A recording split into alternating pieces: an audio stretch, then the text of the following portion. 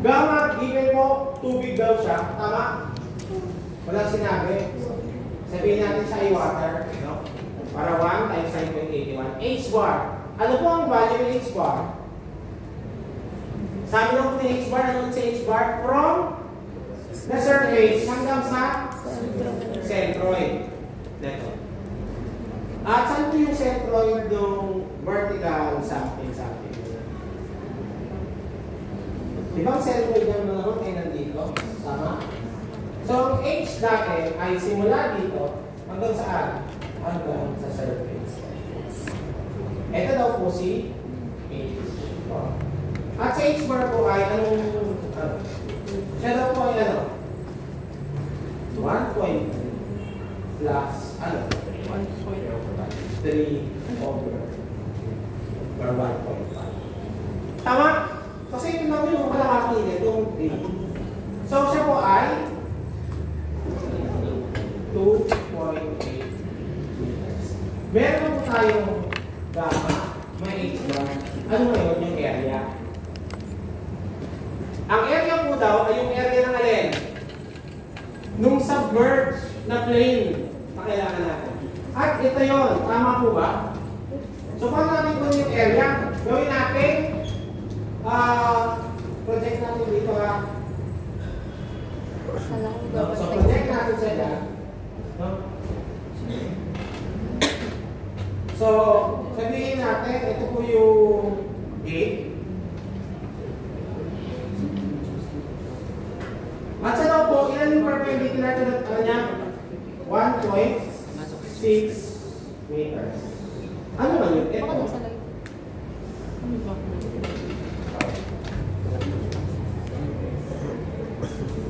Ito po yung center of gravity. So dito, ang project natin, nandito si center of gravity. No? Nandito rin si H bar. Ano ngayon? Yung side na to. Ilan po ito?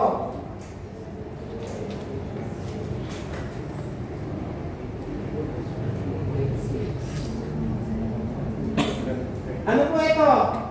Di ba siya yung square root ng alin? 13 over 2. Ng 13. Kasi siya po ay galing sa square root ng 2 square plus 3 square. Tama po ba? 2 daw po ito. 3 po yun. Triangle to. Tama? So, kailangan lang natin length na yan. So, siya daw ay square ng 30. Kaya nung isolve si hydrostatic force. Kasi, sabi nga daw natin, makukuha daw natin yung hydrostatic force na yan. No? Puro lang natin ng konti para magamit tayo isang mo.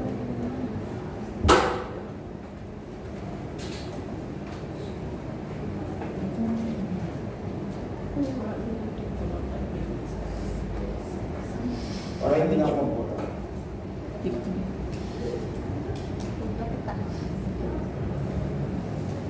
So sa problem number 3, kaya na daw kung isolve. Sino? Si hydrostatic F, force F, na equals to gamma H bar.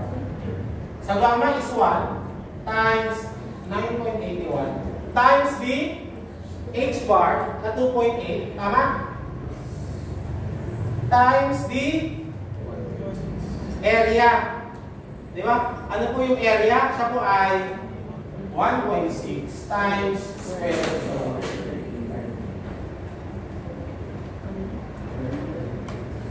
So, kukuha po natin. Ba't kailangan natin si F?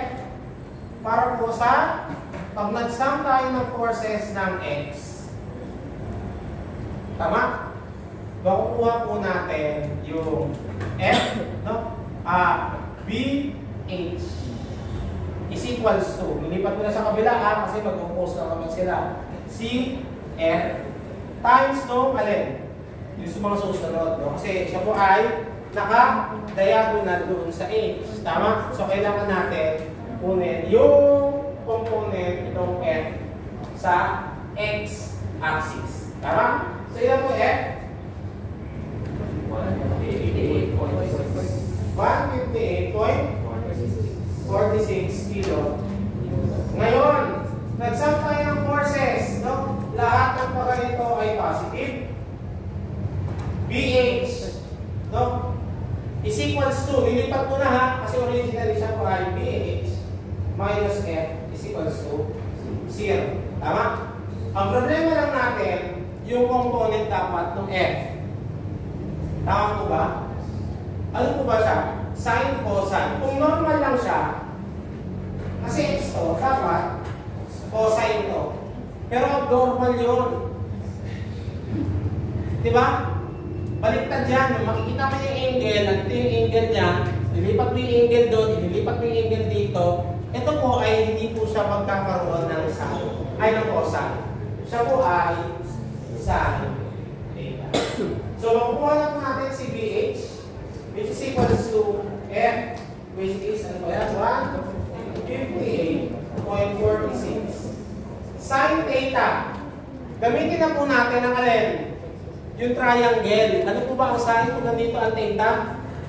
Siya po ay opposite over hypotenuse. Siya po ay 3 over square. After 3, sorry. Square na. Tama ba? BH is equals to 131.55 kilo. So, meron na tayo.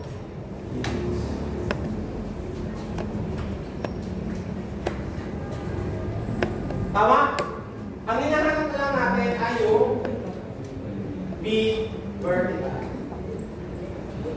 Paano isa-solve si B vertical? Pag nag-summation tayo ng forces ng Y, ilan ang ano? Dalawa. Si A normal or AB.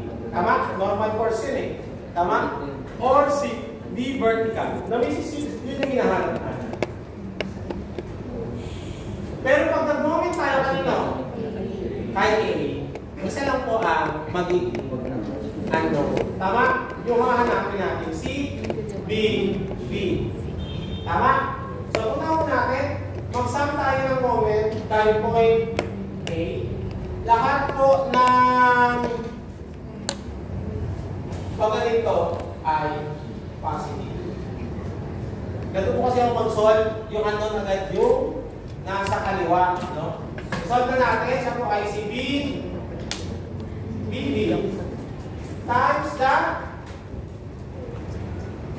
perpendicular distance. Ano po ang perpendicular distance siya kay A? Siya po ay times. I-equals ko na agad. Lahat na nag-oppose dito, positive. No? Pagka nasa kabila na. Kasi pagka nasa kabila, lahat ng kaparehas, positive. Diba? Lahat na nag-oppose sa kanyang ikot kay A, siya po ay positive. No? Umpisahan natin kay F. Si F po ba ay positive, negative? Kaya sa kabila na Positive. Positive, no? Siya po ay hindi, negative. Ay, negative. Negative po. Diba? Kasi pag ito positive, pag lumipat sa kabila, negative. No? Baliktad kasi ako, no? Hindi na diretsyo ng lahat sa kabila para alam ko na yung unknown. Lahat ay solve ko lang doon sa kabila. No? Pero kung gusto nyo, kung ganyan gusto nyo, si BB, no? Times 2, no? Perpendicular distance. Tapos, si F ay positive plus F, no? Tapos, minus si BH is equals to 0. Diba ganyan? E akin baliktad. Lahat na nag-oppose dito, positive. Nililipat ko na agad sa kabila. Ha? Para hindi na malito. No? Sorry ha, pampalit na yung akin. Kasi sanay ako sa dito. BH, no? Times, no? Perpendicular distance na 3. Diba? Kasi kung ay nag-oppose siya dito, no? Ito ay positive doon, no? Negative. Nag-positive na po sa kabila. So dahil si F, no? Minus F. Ngayon, ano ngayon ang perpendicular distance? Ayan.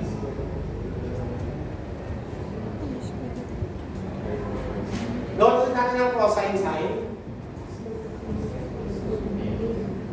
O ano gagawin natin? Sine, cos. Kasi yung F na to, di ba? meron pa siyang component. May x, ay may y, at may x. Kung dalawang kukunin natin, hindi naman natin alam yung perpendicular distance dito at perpendicular distance doon. Tama po ba?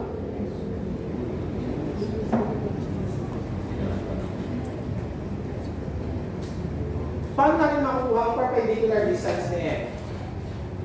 Nakita niyo yung gate? Doon sa nag-a? Di ba? Ito po ay perpendicular distance. Tama po ba? Ano ang kailangan natin? Kailangan lang po natin, ito, gate na to, i-divide natin sa kalahati at i-minus natin si E.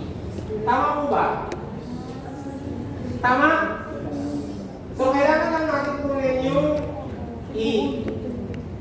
Para po, itong gate na to, kalahatiin natin center of gravity minus E. Ito pong simula dito, ito ay perpendicular distance nung alin? Nung force nung may point A. Tama po ba?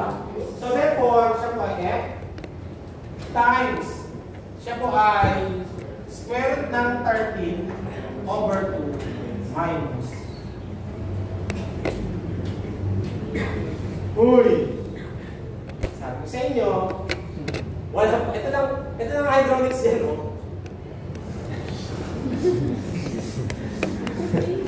Ito lang. The rest, statics. Okay? So, kung napuntahan natin muna yung 4E. Ang ilaw po ay IG over a Y1. So, E is equals to IG. Siya po ay rectangle. Ano po ang base? Siya po ay 1.6 times square root ng 13 cube all over. Area 1.6 times square root ng 13 times y bar. Dahil diagonal siya from the figure kanina. Ito si h bar. Ito po si y bar. Pag nakahit si y bar, simula sa surface hanggang doon sa center of gravity. No? Ito po si theta. So makukuha daw si y bar ng sin theta h bar over y bar. No? Si y bar is equals to h bar over sin theta. Ano ulit? Si h bar, siya po ay si 2.8 all over sin theta is equals to ano? 3 over labas daw sa Aladdin, sabay. Sabayan daw si Jess. y bar is equals to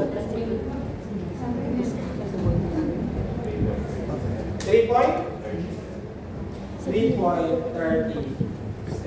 At ito po ay 3.37. Therefore, E is equals to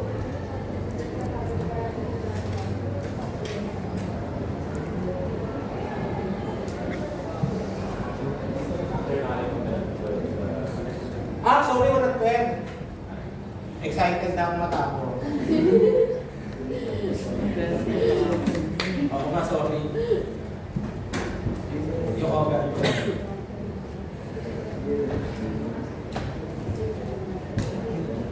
Ano? 1.6 times meron ng 13 times 3.30.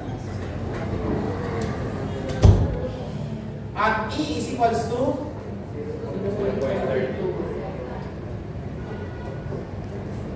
0.32 meters. Kaya po isolve na natin dito. No? So, B is equals to BH 131.85 times 3 minus F is 158.46 times square root ng 13 over 2 minus 0.30. Divide na B is equals to. So, meron na po tayo paano na. O, picturean nyo yan ha, kasi hindi ko na siya dinrawing dito ha. Para makita nyo yung kasi hindi siya lang re-retain sa PowerPoint. Unlike sa Zoom, makita-retain.